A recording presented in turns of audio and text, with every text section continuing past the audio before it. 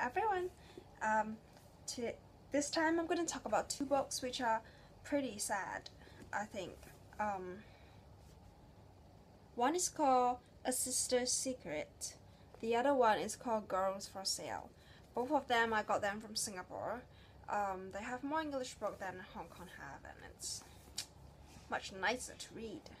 Much more interesting because some of the books I would see it on their shelf, but then for me, if I were to buy in Hong Kong, I have to order it online. So I'm gonna talk about this one, A Sister's Secret. Two sisters, a harrowing secret. One fight for justice. Why do I say that these two are really sad book? They both of them talk about sexual abuse. Sometimes I do relate to them because personally I have been through it, so that's why it's sad to read about it. But this one is called A Sister's Secret because both the girls were abused together, but neither of them knew that the other one were being abused. The elder sister, who thought that she were there. Okay, basically the story started that he moved into a house. Then the younger sister wanted to play with the neighbor, the neighboring girl, which is just next door. So she went over and then she played with the girl. Then the elder sister went over to, I forgot to do something or to look after her sister, and the father of the neighbor actually went to abuse her. And she wanted to protect her younger sister, so every time her younger sister go over, she would go over to protect her sister, because the father was saying, if you don't do it as what I told you, if you are not there, or if you don't come over, then I'll just do it to your younger sister. So that's why the elder sister was there to protect the younger sister. It's really, really sad. And I think it's a true story. So this book is written by Debbie Grafham. So what they said about is Debbie Grafham's childhood had been far from normal, but when she was just 9 years old, her life changed forever. Debbie discovered that her neighbor was abusing her younger sister, Lorraine, and there was a price to pay to make him stop. Alone and scared, she made a decision that was to haunt her life and send her spiraling out of control. But after nearly 40 years of harboring her shocking secret, Debbie found the courage to tell her sister, and together they made the decision to fight for justice. I was 9 and the big sister. I wanted to keep her safe. He basically promised me that if I let him abuse me, he wouldn't touch my sister again. So basically, the elder sister does not really know the extent of her younger sister abuse, because she just went over for a few times before her elder sister went over. So ever since after that, every time her younger sister went, she would go over together. So the elder sister never know what happened to the younger sister earlier, and she always thought that she was there to protect her sister, that nothing was happening to her younger sister. But actually that wasn't true until they were much older. They were, the two sisters, they were actually really, really good friends with each other when they were younger.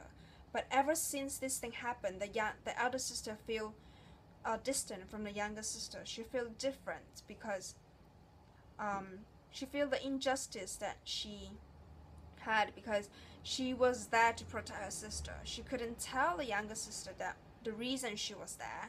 She couldn't tell the younger sister why she doesn't want her to go over.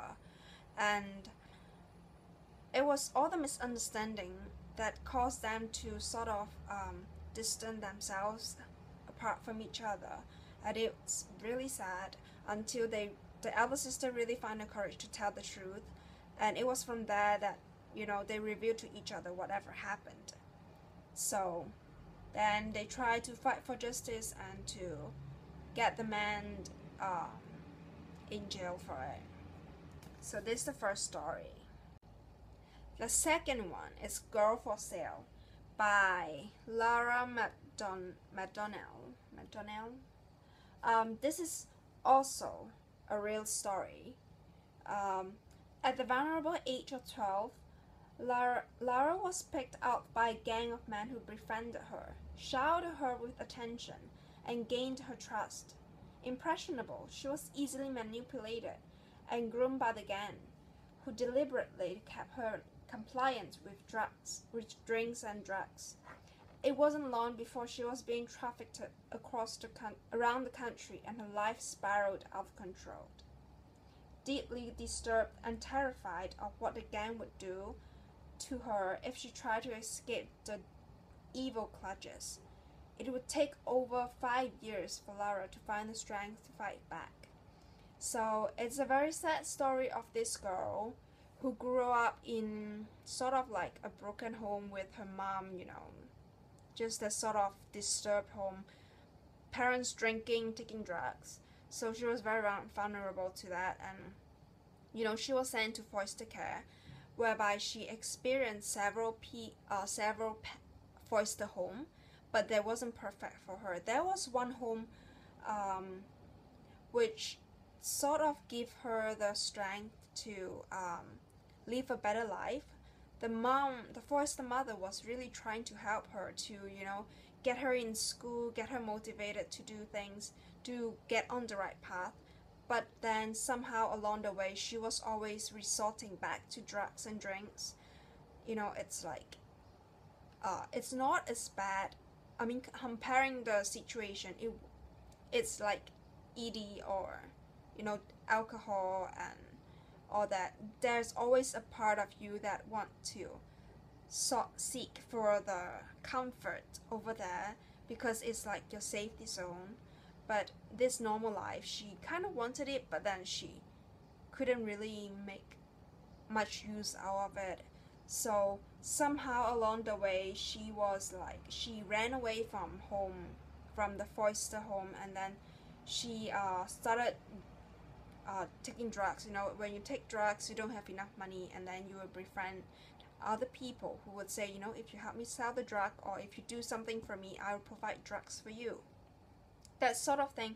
And that's when she, which is what I talked about earlier, which is why she was, controlled by the gang, and then she drinks, she take drugs, and she was in the sex trafficking circle until she wanted to stop, and it took her so much strength to fight back and to walk back onto the right path, to live like a normal life. These are sort of inspirational story. They are very sad, but they are sort of inspirational story in the way that, if you are looking for inspiration if you suffer from sexual abuse, you will understand what they are going through. Because people who have disturbed childhood usually would turn to drugs. There are relevant statistics that shows that people with ED, some of them have sexual abuse experiences when they were younger. So as I said earlier, I did have one, but it was lucky that I moved away from Hong Kong and I never got in touch with that relatives again. But so anyway, if you like this sort of books, they are pretty good. I like this one better than the other one because it's about secrets and it's about friendship. It's about family more than the other one. Unless you are somebody who are in foster care, you will relate to this one. But if you have, just family, if you're just a normal person in a family, then probably this one you'll relate more to it. So that's what I recommend for this time. Thank you for watching, and subscribe if you like my videos. Thumbs up if you like it. Thank you.